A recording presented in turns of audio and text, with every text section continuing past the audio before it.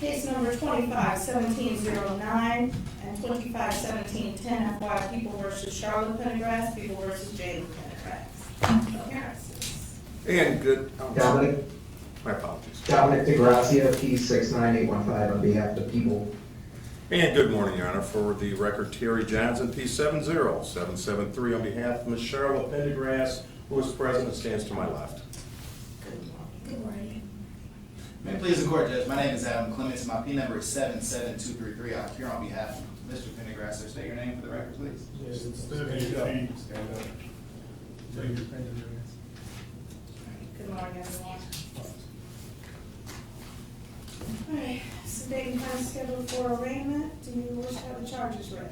Mr. Johnson. Your Honor, for purposes of arraignment, we'll waive formal reading on behalf of Ms. Pendergrass, and would like to enter a plea of, ask the court to enter a plea of not guilty. Very well. As to Ms. Pendergrass, the court will enter a plea of not guilty.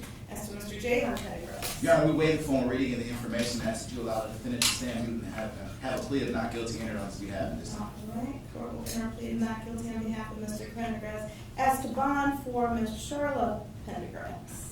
Your Honor, while I understand that these charges are very serious, I'd like the court to take into consideration the mere fact that this matter, I'm sorry. Oh, Your Honor, I'm sorry, I'm normally used to the prosecutor being in the courtroom. Yeah. My apologies, Mr. DeGrazzi. Judge, I'd ask that there be no bond set for each defendant, or alternatively, a very high cash bond. Regarding Ms. Charla Pendergrass, she does not have any criminal history. However, she is charged with second-degree murder. And I think, more importantly for bond purposes, this is a case where the evidence, I believe, will be abundant that both defendants, but particularly Ms. Charla Pendergrass, engaged in a extended campaign to lie to the police, lie to law enforcement to cover up her actions. She was originally charged with lying to a peace officer, which was later dismissed because an FBI agent is not a peace officer in Michigan. But the point is that Ms. Charla Pendergrass, I don't believe, can be trusted to follow the orders of the court.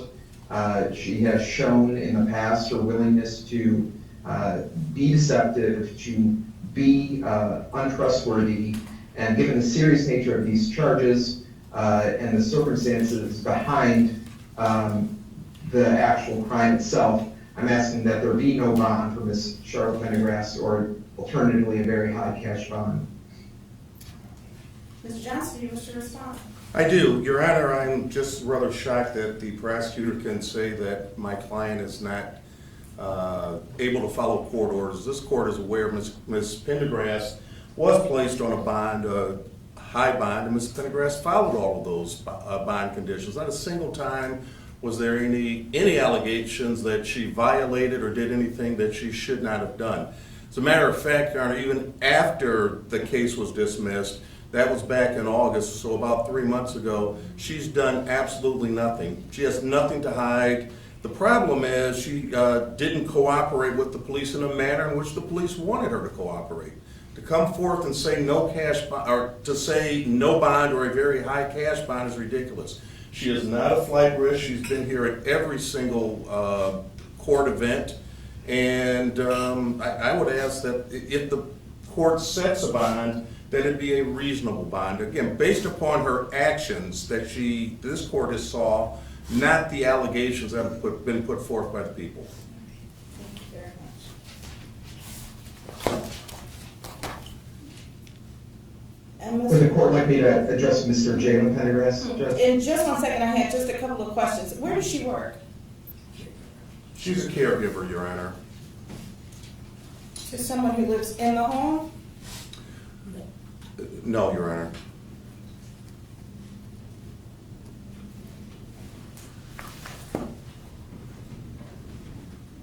And the address we have for her on Roth, is that the best address? What street, Your Honor? Roth. No. Okay, so Mr. Johnson, if you can make sure we have an updated address too for her? I will take care of If that. that's not the correct address. Then, the address that is correct, how long has she been there? Approximately a year, Your Honor. Is this the address out county, outside of Inkster? Whatever her current home address is, how long has she been associated with her current home address? Oh, over a year. Okay. All right, court, in consideration of the charges, in consideration of public safety, and I am concerned about the charges that include tampering with evidence and/or allegations of not being cooperative with the police. The court is going to set the bond at $5 million cash. Ma'am, you are not to leave the state of Michigan without permission of the court. If you do make bond, you'll be on a GPS tether. You may not be in possession of any weapons, ammunition, drugs, or alcohol, and you can have a seat for the moment. Mr. Degrassi, as to Mr. Jalen Pendergrass. Well, obviously, Your Honor, the seriousness of the charges are severe. I would ask for no bond or very high cash bond, but Mr. Pendergrass specifically, he again, like his mother, showed a willingness to lie to the police and to deceive police. But more than that, he is presently charged in Oakland County with making a false report of a felony. He was originally given a tether bond, which was reduced. And since that bond was reduced, it's my understanding that the defendant has recently been arrested under suspicion of operating while intoxicated. Now, it's my understanding he hasn't been charged with that crime, but he said at least has had police contact while he's been on bond in a pending case in Oakland County. So for those reasons, Your Honor, I again ask for no bond or a very high cash bond. Mr. Clements? Yes, Judge, what I would say on behalf of Mr. Pendergrass is it's interesting and rich that the prosecutor brings up my client's Oakland County case. A case is which I believe undeniably will be dismissed. The reason why my client's bond would decrease in that particular matter is because the case is in fact so weak. But nonetheless, Judge, I'm in a venue where litigation is underway. We have a motion to dismiss that's pending in that regard, and I think that we'll be successful. But I think what's pointed in this particular case is that in that particular matter, my client was placed on a house arrest tether. During that particular time, he never missed court, he never violated any conditions of his bond. But moreover, and more importantly, as it relates to this investigation, in this case, when did Mr. Pendergrass ever flee the jurisdiction? When did he ever run from law enforcement? When did he ever refuse to come in and meet with them? And it's news to me that he ever provided any false statements. I'm sure Mr. Degrassi will give you some discovery to that effect. But I've never seen any of that information to suggest that he's provided any false information to law enforcement. So rather than attack a criminal history, the prosecution is asking the court to look at allegations that didn't even lead to a charge as it relates to an OWI. And that's purposeful. And the reason for that is because my client has no significant criminal history that the prosecution can point to. He's been compliant throughout this entire ordeal. So to somehow suggest that he would be a flight risk when he's never fled or done anything to that effect suggests that he's a flight risk simply because we've decided to charge him after 6 months. So what I'm asking the court to do in this particular matter is to consider the fact that if a defendant is compliant all the way through, retains counsel, and does everything that he's asked to do, at what point do we actually respect the fact that he's presumed innocent? I'm asking the court to set bond in this particular matter at $100,000 cash surety. My client can go on a house arrest tether. He's not employable right now. We don't have any objection to him being on house arrest, and he's already demonstrated that he can comply.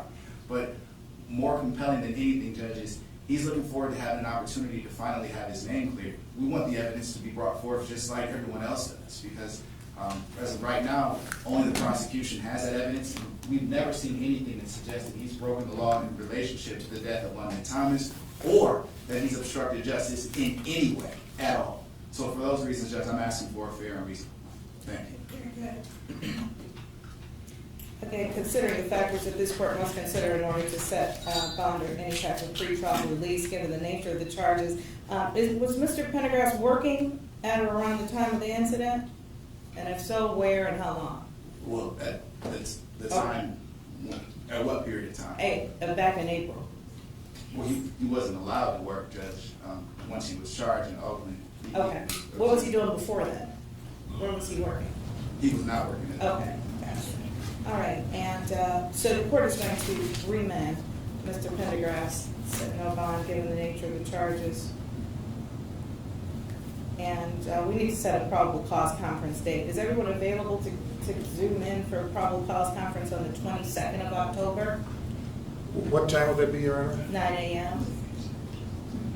Yes, Your I'm Honor. sorry, Judge, I didn't catch that date. October 22nd, 9 a.m. for PCC on Zoom. On behalf of Ms. Pendergrass, Your Honor, I'm available, or will make myself available. Mr. Connors? I made it work. All right, Mr. Degrassi, you're good with that? That's fine, Judge. All right, and,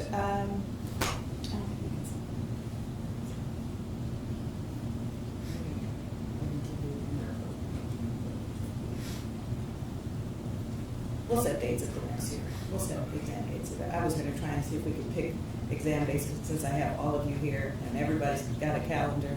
Oh, I understand, Your Honor. I would hope, once we receive discovery, Okay, then you'll have a better idea of how we need to schedule. yeah, hopefully I'll get it all this time. All right. All right. We'll see all parties back on the 22nd, 9 a.m. Thank you. Thank you.